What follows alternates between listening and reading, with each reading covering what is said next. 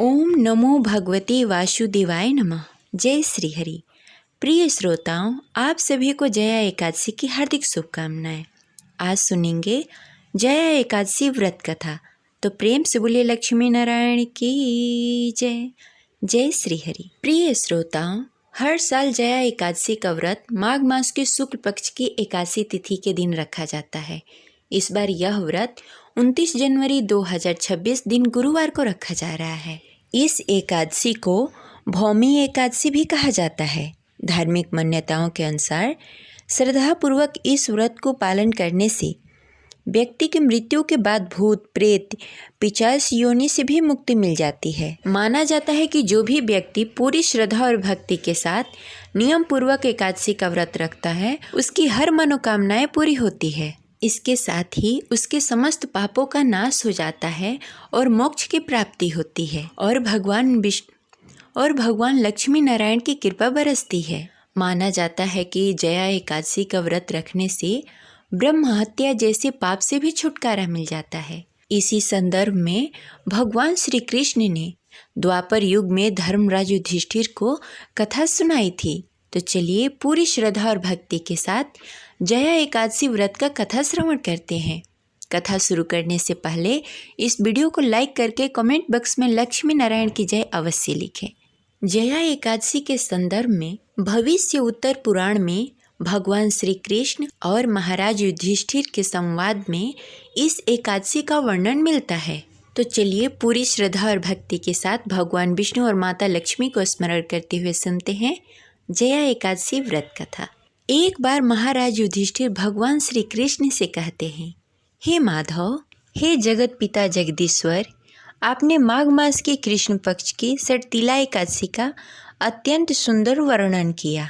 आप स्वदेज, अंडज, उद्भिज और जरायुज चारों प्रकार के जीवों को उत्पन्न, पालन तथा नाश करने वाले हैं। अब आप कृपा करके माघ मास के शुक्ल पक्ष की एकादशी का वर्णन कीजिए। इसका क्या नाम है, इसके व्रत में क्या किया जाता है, इसकी क्या विधि है, इसमें कौन से देवता की पूजा की जाती है, विस्तार पूर्वक बताएं। भगवान श्री कृष्ण कहने लगे, हे राजन, इस एकादशी का नाम जया एकादशी है। इसका व्रत करने से मनुष्य ब्रह्म हत्या जैसे पापों से छूटकर मोक्ष को प्राप्त होता है तथा इसके प्रभाव से भूत पिशाच आदि योनियों से मुक्ति मिल जाती है। इस व्रत को विधि पूर्वक करना चाहिए। अब मैं तुमसे पद्म पुराण में वर्णित इसकी महिमा की एक कथा सुनाता हूँ। ध्यान पूर्वक सुनो। एक बार की बात है, देवराज इंद्र स्वर्ग में राज कर रहे थे और अन्य सभी देवतागण सुखपूर्वक स्वर्ग में रहते थे। एक समय इंद्र अपनी इच्छानुसार नंदनवन में अप्सराओं के साथ विहार कर रहे थे और गंधर्व गान कर रहे थे। उन गंधर्वों में प्रसिद्ध पुष्पदल तथा उसकी कन्या पुष्पवती और चित्रसेन तथा उसकी स्त्री मालिनी भी उपस्थित थे। साथ ही मालिनी का पुत्र पुष्पवान और उसका पुत्र माल्यवान भी उपस्थित थे। पुष्पवती गंधर्व कन्या माल्यवान को देखकर उन पर मोहित हो गई और माल्यवान पर कामवाड़ चलाने लगी। उसने अपने रूप लावण्य और हाव भाव से माल्यवान को वश में कर लिया। हे राजन, वह पुष्पवती अत्यंत सुंदर थी। अब वो इंद्र को प्रसन्न करने के लिए गान करने लगे, परंतु परस्पर मोहित होने के कारण उसका चित्त भ्रमित हो गया था।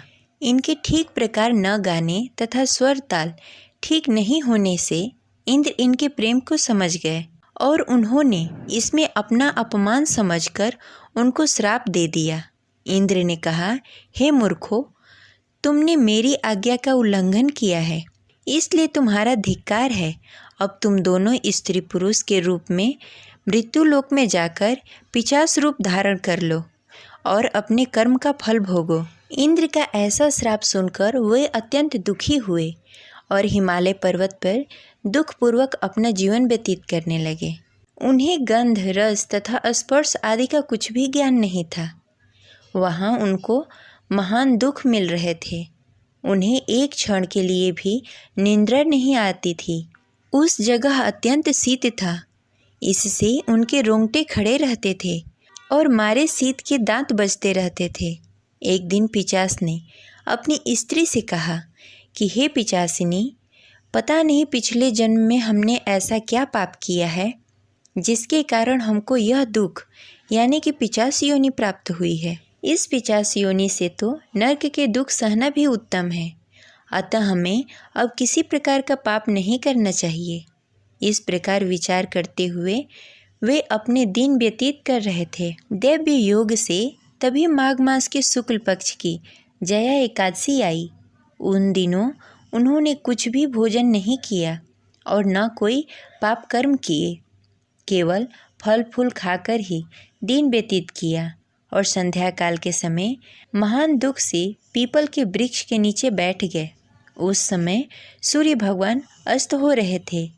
उस रात को अत्यंत ठंडी थी, इस कारण वे दोनों शीत के मारे अति दुखी होकर मृतक के समान आपस में लिपटे हुए पड़े रहे। उस रात्रि को उनको निंद्रा भी नहीं आई। हे राजन, जया एकादशी के उपवास और रात्रि जागरण से दूसरे दिन प्रभात होते ही उनकी पिचास योनि छूट गई। अत्यंत सुंदर गंधर्व और अप्सरा की देह धारण कर सुंदर वस्त्र और आभूषण से अलंकृत होकर उन्होंने स्वर्ग को प्रस्थान किया। उस समय आकाश में देवता उनकी स्तुति करते हुए पुष्पों की वर्षा कर रहे थे। स्वर्गलोक में जाकर उन दोनों ने देवराज इंद्र को प्रणाम किया। इंद्र इनको पहले के रूप में देखकर अत्यंत आश्चर्यचकित हुए और पूछने लगे कि तुमने अपनी पिचास योनि से किस तरह छुटकारा पाया, सो सब बताओ।